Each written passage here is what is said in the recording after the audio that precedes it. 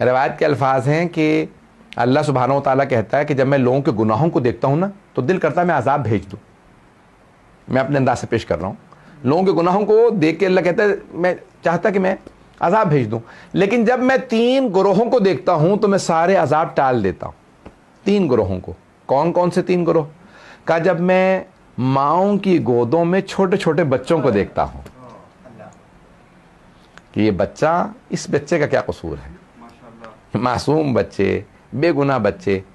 کہا جب میں چھوٹے چھوٹے بچوں کو ماؤں کی گود میں دیکھتا ہوں. اب کیا کہتے ہیں علماء, جب دعا مانگنے بیٹھو اگر گھر میں چھوٹا بچہ ہے تو گود میں لے لو, اور اگر بچے تھوڑا تھوڑا بولنا سیکھ چکے ہوں تو کہو بیٹا میں دعا مانگوں گا تم آمین کہہ دینا. بچوں سے, اپنے ہی بچوں سے جو نابالغ بچے ہیں ان سے آمین کہلوائیں, ان کی دعائیں قبول ہوتی ہیں. یہ بہت عجیب و غریب پہلو ہے. میں جب سوچتا ہوں یقین مانیے انسان کی تقویت ہوتی ہے. نابالغ بچے سے کہو آمین کہہ دے, اس غیر بالغ بچے کی ایک آمین دعا قبول کروا دیتی ہے.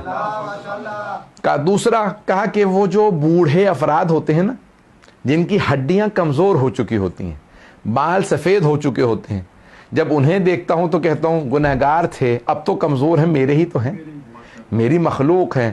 کہ جب انہیں دیکھتا ہوں, گھر میں کہتے ہیں اگر ایک ماں باپ میں سے بوڑھا بھی ہو نا تو خدا کا شکر کرتے رہو, تمہیں معلوم نہیں ہے جو کچھ نہیں کر سکتے اب, جو اب کچھ نہیں کر سکتے, ان بوڑھے والدین کی وجہ سے گھروں میں رحمتیں آتی رہتی ہیں. ان کی وجہ سے رحمتیں آتی رہتی ہیں. ان کے گھر میں بوڑھے آدمی ہیں. اور یہاں تک روایت میں الشیخ فی اہلہ کالنبی فی امتہ, ایک بوڑھا آدمی اپنے گھر میں ایسا ہے جیسے ایک نبی اپنی امت میں. کتنی بڑی حدیث ہے یہ. من لا یحضر الفقیہ میں شیخ صدوق نے لکھی ہے الشیخ فی اہلہ کالنبی فی امتہ, ایک بوڑھا آدمی اپنے اہل خانہ میں ایسا ہے جیسا ایک نبی اپنی امت میں. بس میں نے تمام کیا. اور تیسرا دستہ کون ہے؟ کہا 3 دستے جن کی وجہ سے میں دعائیں قبول کرتا ہوں, چھوٹے بچے, بوڑھے افراد, اور کہا زمین پہ بیٹھے ہوئے ہاتھ پھیلائے ہوئے میرے بندے جو دعائیں مانگ رہے ہوتے ہیں. یہ ارے میری زمین پہ بیٹھے ہاتھ پھیلا کے دعائیں مانگ رہے ہیں. کہا جب میرے بندے میرے سامنے مانگتے ہیں نا تو میں کہتا ہوں ارے انہوں نے مجھ سے مانگا ہے. اللہ اکبر. آپ نے غور کیا, آپ کسی سخی کے پاس چلے جائیں نا تو کہتا ہے کیونکہ آپ آ گئے ہیں تو منع نہیں کروں گا. ایسا ہے یا نہیں ہے؟ سخی کے پاس بھی چلے جائیں, کہتے ہیں اب آپ آ گئے ہیں منع نہیں کروں گا.